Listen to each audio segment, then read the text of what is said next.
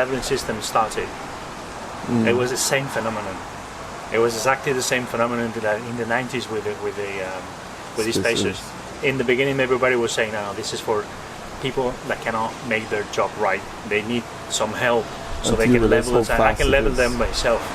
Until you realize how fast. Until they notice that in some situations it can happen that, especially with big tiles. With big tiles, it can happen that one part of the tile, where underneath that tile, the adhesive is drying faster in one side than in the other. So when it dries, it pulls and then moves a little bit the tile to create the lippage in the other side.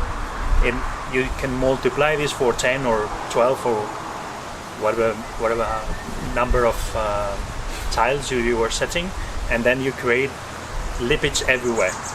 So it's not that it helps you to make perfect leveling, but also helps you to keep the leveling.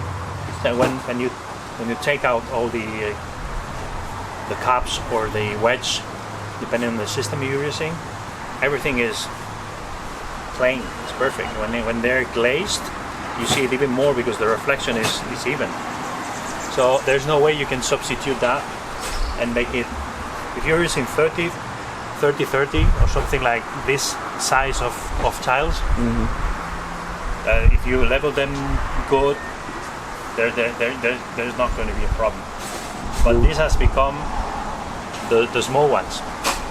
But when I was helping my father, 45 or 45 used to be, we call it big format.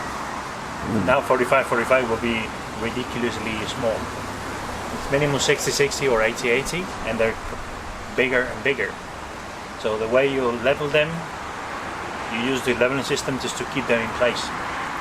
And then it was the same phenomenon. People saying, I don't need this because I am a good tiler. And then finally realizing that they need it, because even if they're the best tiler in the world, you're not competing with. Yeah, you're competing with nature.